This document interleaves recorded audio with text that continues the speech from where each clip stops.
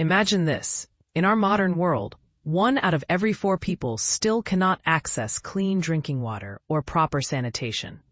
It's a staggering truth that often gets overshadowed by stories of global progress. But here's where the reality is both alarming and urgent. A new report from the World Health Organization, WHO and UNICEF, released to coincide with World Water Week, shines a glaring spotlight on the issue. Despite advances over the last 10 years, billions of individuals worldwide remain without safe water, adequate sanitation, and essential hygiene services.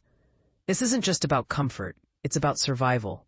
Without these basic resources, people, especially those living in the most vulnerable situations, face heightened risks of disease, exclusion from society, and diminished quality of life. The numbers are hard to ignore. Roughly 2.1 billion people still do not have safely managed drinking water, and an astonishing 106 million are left to source their water directly from untreated surfaces like lakes and rivers.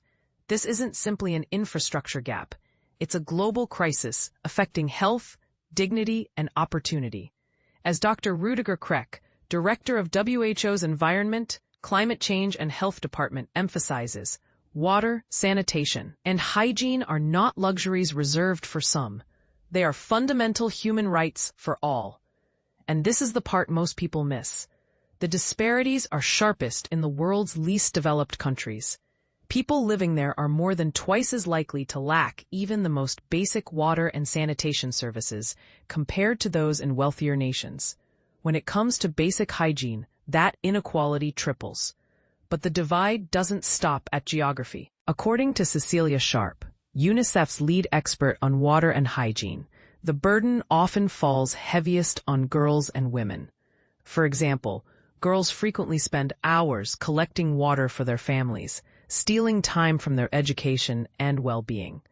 During menstruation, many face further hardships due to a lack of sanitary materials and private spaces, making the situation even more unjust.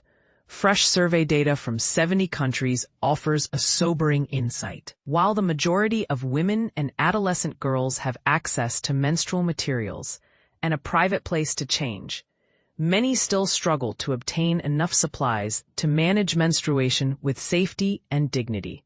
Let's not forget the home front either.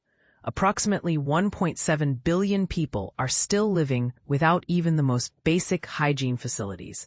And for 611 million of them, there are no facilities available at all. Can you imagine trying to protect your health or that of your children in such conditions? The experts agree. Change isn't coming quickly enough.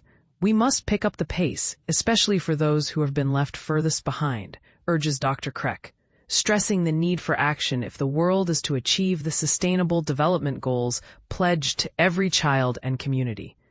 Ms. Sharp adds, at the current rate, the dream of universal access to safe water and sanitation risks slipping even further away from those who need it most. Now, here's a controversial question for you. Why does such a basic human right remain out of reach for billions when the technology and resources exist to fix it? Is it a problem of funding, political will, or something more deeply rooted in global inequality? We want to hear your opinions. Should access to safe water and sanitation be treated as a universal priority, or is there another side to the debate that needs to be heard? Let's get the conversation started. Share your thoughts below, because on this issue, your voice could make all the difference.